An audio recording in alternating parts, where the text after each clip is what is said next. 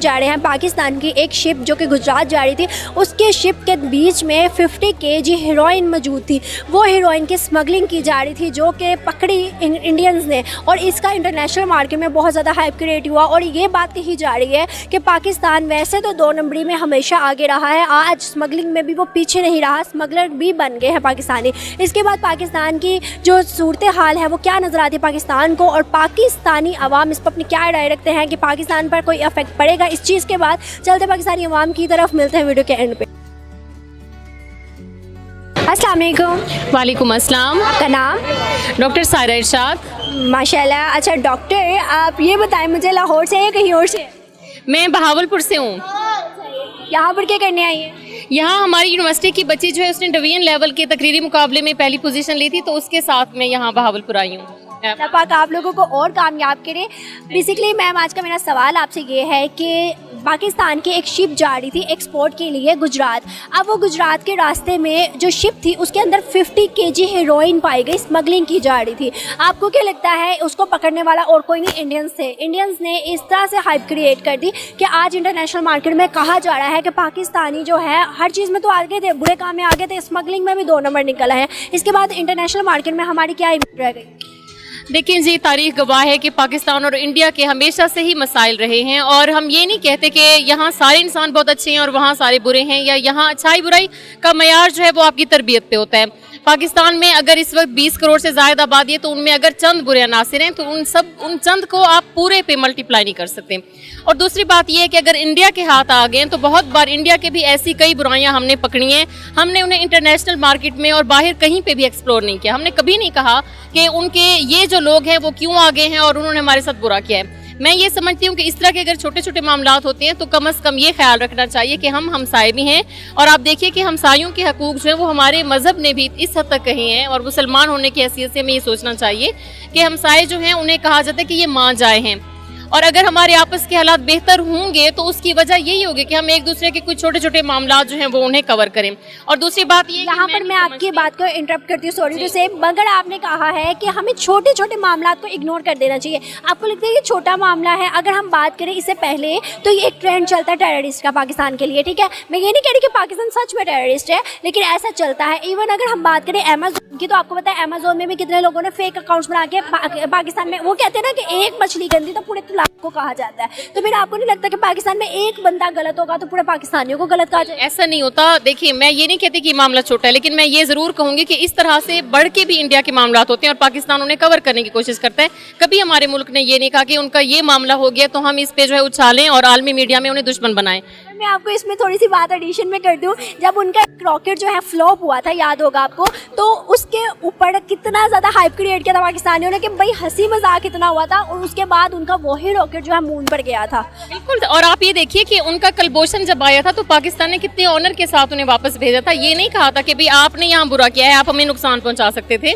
तो मामला वो भी तो बहुत बड़ा था। तो इस तरह से और भी बेशुमार मैटर्स हैं। आप देखें, बॉर्डर पार से कई बार ऐसे लोग आते हैं, इवन वहाँ से कई ऐसे जेलर्स भी हैं जो कई कई साल अपनी जिंदगियां तबाह करके, और कई लास्ट में भी आप देखिए कि एक सिपाही जो है वो यहाँ पे आए थे तो उन्हें कुछ भी नहीं पता था कि वो कहाँ और किस तरह के हालात से दो चार हैं। तो मैं ये समझती हूँ कि अगर इस तरह का कोई मैटर होता है तो हमें बाहमी बातचीत से उसे हल करना चाहिए। इस चीज़ को इशू बना के पूरे पाकिस्तान को आप बुरा कैसे करार दे सकते हैं? शॉर्ट आप ये कहना चाहती हैं कि दोनों को आपस में अच्छे ताल्लुकात बनाने? बिल्कुल बिल्कुल ऐसे ही है। और अगर अच्छे ताल्लुकात नहीं होंगे तो हमेशा की तरह से प्रॉब्लम्स रहेंगे। इंडिया की भी कोई ऐसी हालत नहीं है। इंडिया के आप देखिए वहाँ पे गुर्बत से नीचे लाइन है, वहाँ इतने लोग जो हैं वो बेरोजगार हैं, इतने हालात उनके कशीदा हैं। अगर वो ऐसे मैटर्स उछालेगा तो पाकिस्तान के पास भी चांस है, पाकिस्तान को पीछे हटने वाला नहीं है। लेकिन हमें यही सोचना चाहिए कि अब हम एक ऐसी दुनिया में रहते हैं जिसे ग्लोबल विलेज कहा जाता है। तो ग्लोबल विलेज जो है उसका मतलब ये है कि आप सब इतने एक दूसरे से क्लोज हैं, और अगर क्लोज हैं तो फिर आप लोगों को एक दूसरे का ख्याल भी रखना चाहिए और हमदर्दी भी दिखानी चाहिए। आखिरी सवाल मेरा आपसे ये है कि 75 ईयर्स हो गया, राइवलरी खत्म नहीं हो रही हमारे मुल्क से, और उनके मुल्क से भी दुश्मन कहा जाता है एक दूसरे को। आपको क्या लगता है,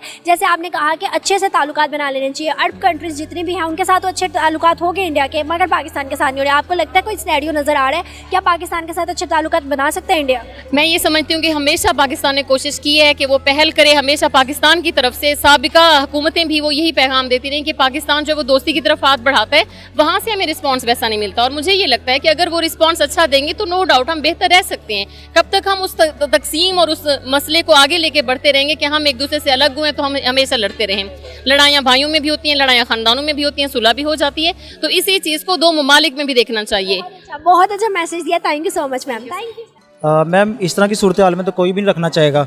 और पाकिस्तान में वैसे ही जो क्राइसिस आया हमें सैलाब है, उसके अलावा ये कुछ पॉलिटिशियन की वजह से जो कि अदम एतमाद आ गई, ठीक है। जैसा कि इंडिया की आपको एक मैं मिसाल देता हूँ कि वहाँ पर एक आईटी का, क्योंकि मैं भी आईटी का मेरा जो प्रोफेशन ऑफ आईटी का, तो मैं उससे रिलेटेड आपको बात करूँ कि हमारी जो फील्ड के जो ज़्यादातर लोग हैं वो इंडिया से बिलोंग करते हैं।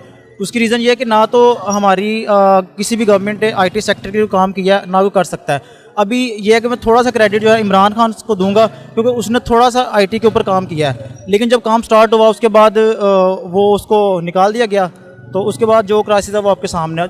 से रिलेटेड मैं आपको कहना चाहूँगी कि ये भी एक धब्बा लगा था पाकिस्तान के ऊपर जब अमेज़ोन की बात निकली कि अमेज़ोन में लोगों ने करप्शन करना शुरू कर दी, फेक अकाउंट्स बनाना शुरू कर दिए। तो बाहर के मुल्क के लोगों ने ये कहा कि पाकिस्तान में फ़र्स्ट ऑफ ऑल तो आईटी में काम नहीं किया जाता, और अगर किया जा रहा है ऑनलाइन अर्निंग हो रही है लोगों को, तो उन्होंने लालच करके गलत और झूठा काम शुरू कर दिया। इसकी वजह से भी पाकिस्तान का एक ऊपर दाग लग गया था। आपको क्या लगता है डाउन एंड डाउन हमारी इमेज जा रही है? इसके बाद आपको लगता है कि 75 साल गुजर गए, अब भी इंडियंस हमसे आगे है क्या? पाकिस्तान इस सिनेरियो में कहीं आगे नजर आ रहा है? मैम, कहीं भी नहीं आगे नज़र आ रहा है। आपने अमेज़ोन की बात की, अभी मेरे साथ ही यहाँ पर मेरा दोस्त है बिलाल, वो और मैं हम मिल के अमेज़ोन पर काम कर रहे थे। हमारा तकरीबन अच्छा एक सिस्टम चल रहा था, तो हमारा जो आगे वीए था और उसने भी थोड़ा सा काम ख़राब किया। कुछ इस गवर्नमेंट की वजह से कुछ पॉलिसीज ऐसी थी कि जिसकी वजह से हमारा, अब मैं ये कहूँगा कि जो हमारी जितनी इन्वेस्टमेंट थी ना वो डूब गई। मैं खुद अमेज़ोन पे काम कर रहा था। आपकी इन्वेस्टमेंट अगर डूब गई है तो बाहर के फॉरेन जो इन्वेस्टर्स हैं वो कैसे आएंगे पाकिस्तान में, क्योंकि पाकिस्तान से तो क्राइसिस ही नहीं खत्म हो रहे। मैम, यही तो बात है ना, यही तो सोचने वाली चीज़ है। इसके लिए हमारी जो गवर्नमेंट है या जो भी है उनको काम करना चाहिए, लेकिन अगर ऐसा चलता रहेगा तो हम तो डाउन से डाउन होते जाएंगे। मेरा नहीं ख्याल कि कोई भी इस चीज़ के ऊपर फोकस कर रहा। हम तो अभी क्राइसिस से निकल ही नहीं पा रहे, और इसके ऊपर जो कोई भी नहीं करना चाह रहा, और ना ऐसा होगा। इंडियंस की डेवलपमेंट, इंडियंस की अच्छी वैल्यू, अच्छी इमेज की क्या रीजंस नज़र आती है जो कि पाकिस्तानियों की नहीं है? मैम, इतना मैं इस चीज़ में ज़्यादा नॉलेज नहीं, लेकिन थोड़ी सी मैं इन्फॉर्मेशन आपके साथ शेयर करता हूँ। जब वहाँ पर आईटी इंडस्ट्री को लेके आया गया ना, तो उन्होंने सबसे पहले जो टैक्सेस है ना उसको माफ़ किया गया या कम किया गया, और यही कॉन्सेप्ट इमरान खान लेके आया। जब वो लेके आया तो ये जो अपोजिशन थे जो भी थी, इन्होंने इसके ऊपर बहुत शोर किया। लेकिन देखिए, जब आप किसी चीज़ को इंट्रोड्यूस करवाते हैं या कोई ब्रांड भी आप करते हैं, कुछ ना कुछ आपको उसमें लॉस करना पड़ता है, फिर वो जो आगे ग्रो होता है, डेवलप होता है। तो वही कॉन्सेप्ट इमरान खान लेके आया था, लेकिन आपके सामने है कि वो उसको जब निकाल दिया गया। अब वही आप देख लें, आईटी सेक्टर जितना भी वो टैक्स कैसे चल सकता है? अब अमेज़ोन के ऊपर अगर मैं कुछ कमा रहा हूँ और ऊपर टैक्स इतने ज़्यादा मैं कैसे पे कर सकता हूँ? अगर हम लीडरशिप की बात करें, आपने कहा है कि यहाँ पे पॉलिटिक्स अनस्टेबिलिटी है। अगर हम इंडिया की लीडरशिप की बात करें, 8 साल हो गए हैं, क्या वजह है जो कि वहाँ पर 8 साल हुकूमत आज भी चल रही है? मैम, एक और इंडिया का मैं आपको ये बताऊँ, आप थोड़ा आप हिस्ट्री पर अगर आप गौर करें, इंडिया में तकरीबन जो है ना, जो मैंने देखा है कि जो भी हुकूमत है वो 10 साल कम अज़ कम वहाँ पर काम करती है, उसके ऊपर कोई भी खलल नहीं पैदा होता, कोई उनको रोकता नहीं है। अब पाकिस्तान में जो कल्चर है वो ये है कि 5 साल से ज़्यादा कोई काम नहीं कर सकता।